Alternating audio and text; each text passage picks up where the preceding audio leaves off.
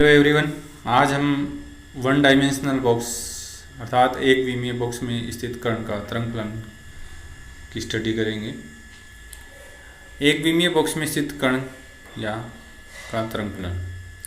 एक विमीय बॉक्स यहाँ जो कण होता है वो केवल एक लंबाई के अनुदिश ही एक्स दिशा में ही गमन कर सकता है, प्लस एक्स दिशा में या माइनस एक्स दिशा में, अर्थात इस बॉक्स की कोई चौड़ाई नहीं है। और जब कण पार्टिकल है वो x बराबर 0 से लेकर x बराबर a तक चलता है और इस पार्टिकल के अंदर इस बॉक्स के अंदर जो विभव है वो 0 है, अर्थात स्थितिज ऊर्जा 0 है। और इस बॉक्स के बाहर दोनों तरफ जो स्थितिज ऊर्जा है वो अनंत है, इन्फिनिटी है, अर्थात जो बाहर है वो पार्टिकल का अस्तित्व नहीं हो सकता। इस बॉक्स की दीवार से वापस लौटेगा और कण। अब इसकी हम तरंग फलन के ऊपर बात करना चाहते हैं। तो यहाँ पर क्या होता है, x बराबर 0 साई इज इक्वल टू 0 और x is equal to a psi is equal to 0। Why? Because v is equal to infinity. 8x is equal to 0, psi's is 0 because potential energy या स्थितिज ऊर्जा है वो इन्फिनिटी है। और x बराबर a है, साइज इज आल्सो साइज 0 क्योंकि यहाँ t जो स्थितिज ऊर्जा है वो इन्फिनिटी है। अब यहाँ पर हम क्या करेंगे कि श्रोडिंगर तरंग समीकरण लगाएंगे, लेकिन ये केवल x दिशा में है, इसलिए del square psi x upon del x square आया। ये अक्ष दिशा का ही आया, अर्थात अक्ष दिशा के सापेक्ष ही यहाँ पर अक्ष के सापेक्ष डिफरेंशिएशन वाली टर्म ही यूज करेंगे, वाई और जेड वाली यूज नहीं करनी है क्योंकि ये वाई और जेड पर डिपेंड नहीं करा है। यहाँ पर ये केवल वन डायमेंशनल बॉक्स की बात कर रहे हैं। फिर टर्म आएगी 8 pi square m upon h square. E x लिखा है क्योंकि ये जो जो एनर्जी की बात करें हम एक्स दिशा के अनुदिश की मोशन की बात करें हैं, गति की बात करें तो ई एक्स आएगा, psi x is equal to 0 आ गया। ये श्रोडिंगर समीकरण इस पर अप्लाई कर दी हमने। अब हमने इसको इस समीकरण को हमने क्या है कि इस 8 pi square m E x upon h square इसको हमने एल्फा स्क्वायर से रिप्लेस कर दिया, तो समीकरण हमारे पास आई 132। अब यहाँ एल्फा स्क्वायर क्या था कि वो था 8 pi square m E x upon h square, और एल्फा क्या हुआ, एल्फा आएगा root 8 pi square m E x upon h square. ये एल्फा की वैल्यू है। अब ये जो समीकरण 132 है, समीकरण 100 यहाँ 133 लिखा है, लेकिन समीकरण 132 का जो हल है वो दो तरीका का होता है। या तो psi x is equal to हम कह सकते हैं कि A e raise to power eta alpha x plus B e raise to power minus eta alpha x. एक सॉल्यूशन तो ये होता है। दूसरा सॉल्यूशन इसका और होता है त्रिकोणमिति के हिसाब से, psi x is equal to A sine alpha x plus B cos alpha x. Alpha हमने जो एल्फा क्या था वो हमने ज्ञात किया ही था। अब ये यहाँ पर ए और बी है वो आर्बिट्रेरी कांस्टेंट है, यानी कि स्वेच्छ स्थिरांक है, हम स्वेच्छा से कोई स्थिरांक मान लेते हैं। और लेकिन हम इस पर कंडीशन अप्लाई करेंगे। कंडीशन क्या अप्लाई करना है कि x बराबर 0 है तो भी साई बराबर 0 है, और x बराबर a है तो भी साई बराबर 0 है। तो जब ये कंडीशन अप्लाई करेंगे तो हम a और b का मान ज्ञात कर पाएंगे। तो x बराबर 0 है तो पहले हम x बराबर 0 रखेंगे, किस में रखेंगे, समीकरण 134 में रखेंगे। समीकरण 134 में रखेंगे तो साई एक्स की वैल्यू 0 हो गई, और x की वैल्यू क्या करेंगे, 0 करेंगे। तो a sine alpha into 0 plus b cos alpha into 0। ये देखो ये क्या हुआ कि साइन एल्फा इंटू 0 मतलब साइन 0 हो गया, और साइन 0 क्या होता है, 0 होता है। और कोज 0 क्या है, दूसरी टर्म आई b कोज एल्फा इंटू 0 यानी कि b कोज 0, कोज 0 होता है 1। तो 0 is equal to 0 plus B आया। ये क्यों? क्योंकि इधर a into sine zero, a into sine zero मतलब a into zero, a into zero मतलब ये टर्म जीरो हो गई, ये टर्म क्या हो गई? जीरो हो गई। दूसरी b कोज जीरो, कोज जीरो क्या होता है? 1 होता है, तो 1 होता है तो ये b आ गई, तो 0 is equal to 0 plus B. इसका मतलब क्या हुआ कि b is zero, b is also zero. तो यहाँ हमने b की वैल्यू फाइंड आउट कर ली। अब b यदि जीरो हो गया तो अब इस b का मान हम पुनः 134 समीकरण में रखेंगे और b का मान पुनः 134 में रखेंगे, तो साई एक्स है वो a साइन एल्फा एक्स ही आ गया, क्योंकि दूसरा टर्म जीरो हो गया, क्योंकि जीरो से मल्टीप्लाई होगा वो, तो a साइन एल्फा एक्स आ गया। अब हम दूसरी कंडीशन और लगाएंगे। हमारे पास दो कंडीशन थी, x बराबर जीरो है तो psi is equal to zero है, x is equal to a है तो साई इज आल्सो जीरो। तो x बराबर a होगा तो भी साई जीरो है। तो यहाँ अब इस समीकरण जो 135 जो हमें प्राप्त हुई है उसमें हम x की वैल्यू a रखेंगे और साई की वैल्यू जीरो रखेंगे। अब इसमें क्या होता है कि साइन यहाँ, क्योंकि a जीरो नहीं है, क्योंकि a जीरो होता तो फिर मतलब जैसे b जीरो हो गया और a भी जीरो होता तो साई हमेशा ही जीरो होता, इसलिए a तो जीरो हो नहीं सकता, a is not equal to zero. अब टर्म कौन सी जीरो होगी? साइन एल्फा a वाला जीरो होगा, और साइन एल्फा a जीरो है तो साइन की कौन सी वैल्यू का मान जीरो होता है? साइन n पाई का मान जीरो होता है, और n यहाँ पर क्या होता है? 1 2 3, यानी कि साइन यदि पाई होगा तो उसका मान जीरो है, पाई यानी साइन 180 डिग्री जीरो, और साइन 2 पाई होगा, साइन 3 पाई होगा, यानी n पाई जब भी मान साइन n पाई जो भी होगी तो उसका वैल्यू जीरो होती है। तो यहाँ हम ये कह सकते हैं कि एल्फा a है वो क्या होगा? n पाई के इक्वल होगा, और alpha a is equal to n pi के इक्वल होगा, तो एल्फा क्या होगा? n पाई अपॉन a के इक्वल होगा। ये समीकरण हमारे पास 137 आई। अब हमें क्या है? एल्फा, क्योंकि उस श्रोडिंगर समीकरण में हमने दूसरे टर्म में देखिए alpha square Sai x use किया था 132 समीकरण में, देखिए यहाँ एल्फा स्क्वायर टर्म यूज हो रहा है, हमें एल्फा मिल गया। एल्फा मिल गया तो हम क्या करेंगे कि इस का स्क्वायर करेंगे, समीकरण 137 का क्या करेंगे? स्क्वायर करेंगे। स्क्वायर करने से क्या हुआ? n पाई अपॉन a है वो n square pi square upon a square हो गया। ये समीकरण हमारे पास आई 138, और 138 और 133 की तुलना करते हैं। 138 और सॉरी यहाँ 133 लिखा है, 132 की तुलना करेंगे तो ये जो या 133 की भी कर सकते हैं। तो यहाँ जो एल्फा स्क्वायर है इसकी जो वैल्यू है समीकरण 133 से वो, और ये जो समीकरण 138 वाली है, ये दोनों को इक्वल करेंगे। इक्वल करने से क्या आया? या 8 pi square m e x upon h square, वो किसके इक्वल हो गया? n square pi square upon a square के इक्वल हो गया। अब ई एक्स क्या आई? ई एक्स कैलकुलेट करेंगे तो ये हम यहाँ पक्षांतरण कर देंगे, पक्षांतरण करेंगे तो ये एच स्क्वायर टर्म ऊपर आ जाएगी, 8 पाई स्क्वायर m दूसरी साइड जाने पर नीचे आ जाएगी, और ई एक्स ये यहाँ देखिए ये पाई स्क्वायर कैंसिल हो जाएंगे, और पाई स्क्वायर दोनों में, क्योंकि ये अंश और हर दोनों में कैंसिल हो जाएंगे, और ई एक्स की वैल्यू आएगी n square h square upon 8m a square. ये जो है ये जो उस एक विमीय बॉक्स में कण की या पार्टिकल की जो स्थानांतरणीय गति के कारण जो ऊर्जा आई है वो n square h square upon 8m a square है। m है उस पार्टिकल का द्रव्यमान है, n है ऊर्जा स्तर कौन सा ऊर्जा स्तर है वो, h प्लांक कांस्टेंट है, a यहाँ पर उस बॉक्स की लंबाई है। अब ये जो हम, क्योंकि हमने तरंग फलन क्या, ये तो एनर्जी आई, अब तरंग फलन क्या था? तरंग फलन हमारे पास था, ये देखिए समीकरण 135, psi x is equal to a sine alpha x.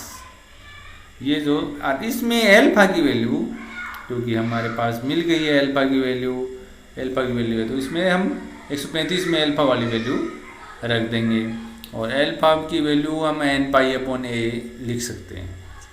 तो यहाँ हम यही रखेंगे, ये एल्फा की वैल्यू पूरी वाली नहीं रखेंगे, पहले वाली नहीं रखेंगे। तो ये आया psi x a sine n pi a, ये n पाई अपॉन a, ये एल्फा की वैल्यू इंटू एक्स है। अब हमें क्या है कि ये जो भी इसके लिए मतलब क्वांटम केमिस्ट्री में नॉर्मलाइजेशन का कंसेप्ट लगाना पड़ता है प्रसामान्यीकृत करने का।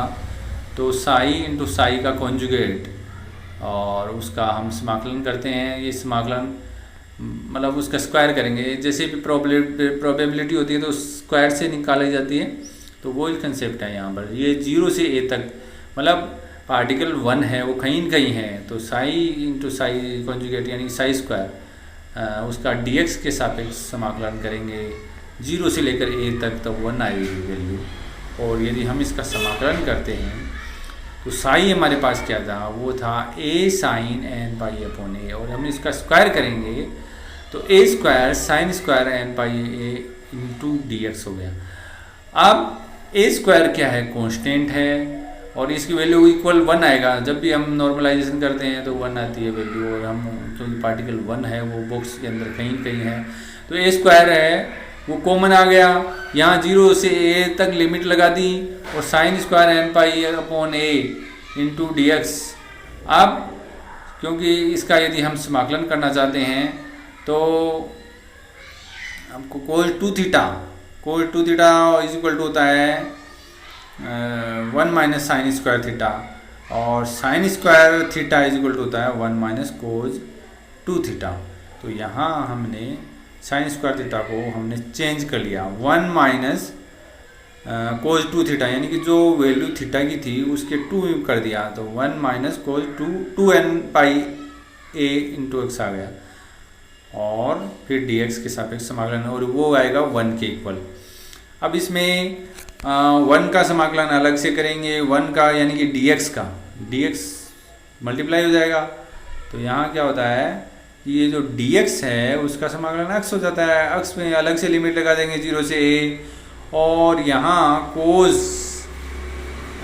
2n pi x upon a है, इसका समाकलन करते हैं तो ये आएगा minus sine 2 pi n x upon a upon 2 pi n upon a। इसमें भी हम 0 से a लिमिट लगा देंगे। अब इसका जब वैल्यू या पूरा मान रखेंगे तो क्या आएगा, इसको सोल्व करोगे तो क्या होगा, ये जो वैल्यू आएगी वो a आएगी, इसकी वैल्यू a आएगी। और क्योंकि ये जो बाद ब्रैकेट इसका जो बाद वाला टर्म है उसकी वैल्यू हम यदि लिमिट्स रखेंगे तो 0 हो जाती है, और जो पहले वाला टर्म है ब्रैकेट के अंदर उसकी वैल्यू हम a और 0 रखेंगे, पहले a रखेंगे फिर -0 तो a आती है, दूसरे वाले की 0 हो जाती है। तो ये जो हमारा जो ये हमें समीकरण प्राप्त होगी वो होगी, देखिए a स्क्वायर अपॉन 2 है और इसकी वैल्यू आएगी स्मॉल a, तो a square upon 2 into a is equal to 1, और a स्क्वायर आ गया 2 अपॉन a आ गया, और a आ गया √2 अपॉन a, और यहाँ प्लस माइनस का हो जाएगा। तो यहाँ हम a का मान रखेंगे, a हमें पता था साई एक्स है, वो क्या था a sine alpha x, alpha तो n पाई अपॉन a है, और कैपिटल A वाला कैपिटल A की हमने वैल्यू ज्ञात कर ली। तो ये जो एक तरह से इस तरंग फलन का एम्पलीट्यूड या आयाम हुआ √2 अपॉन a, साई एक्स आया √2 upon a sine n pi upon a x. यहाँ ये हमें प्राप्त हो गया तरंग फलन। अब ऊर्जा स्तरों की बात करें, हमें पता था कि जो E था, E की वैल्यू क्या आई थी, E आया था n square h square upon 8m² a। तो यहाँ n हम 0 नहीं रख सकते, क्योंकि n यदि 0 है, n का मान यदि 0 रखते हैं तो क्या होता है कि साई x 0 हो जाता है। और साई एक्स 0 हो जाता है तो क्या हुआ कि पार्टिकल तो अंदर है बॉक्स के, तो वो प्रोबेबिलिटी 0 शो करेगा जो संभव नहीं है। तो एन यहाँ 1 से स्टार्ट होगा और 1 से लेकर 2, 3, 4 आगे चलता रहेगा। तो एन स्क्वायर 1 का स्क्वायर करेंगे तो 1 नहीं आ गया, तो ये आ गया एच स्क्वायर 8m स्क्वायर। फिर दूसरा जो हम 2 के लिए बात करेंगे एनर्जी लेवल्स की, तो वो आया n square h square upon 8m square. N की जगह 2 रखेंगे, 2 का स्क्वायर करेंगे तो 4 एच स्क्वायर अपॉन 8m ए स्क्वायर। ये हो गया। अब देखिए ये E1 से कितना गुना है, 4 गुना है, तो ये E2 है वो 4E1 है। और E2 माइनस E1 इसमें से घटाएंगे तो ये 3h square upon 8m square आ जाएगा। इसी तरह हम n का मान 3 रखेंगे तो NH square upon 8m square आ गया, और ये आ गया 9E1। ये E3 माइनस E2 है वो 5h square upon 8m square, ठीक है। और इसी तरह 4 रखेंगे तो 4 का स्क्वायर 16 हो जाएगा, 16h square upon 8m square, ये 16 इंटू E आ जाएगा। और 4 में से ये 3 घटाएंगे तो 7h square upon 8m square. तो यहाँ क्या है कि जो हम देख रहे हैं कि जो क्रमागत ऊर्जा स्तर है उसमें जो अंतर है वो स्थिर नहीं है, वो लगातार बढ़ रहा है। मतलब ये जो ऊर्जा स्तरों की बात हुई। अब यहाँ देखिए ये इस ग्राफ से समझ में आ रहा है, E1 आया H square upon 8m square, E2 आया 4h square upon m square, और E3 आया 9h square upon 8m square. तो यहाँ जो गैप है वो लगातार बढ़ रहा है। अब बात करें, ये जैसे आपको पता है कि साई एक्स था वो साइन के टर्म में था, और साइन के टर्म में होने से क्या हुआ कि n जितना रखेंगे तो उतनी नोड आएगी, और n 1 है तो कोई नोड नहीं है।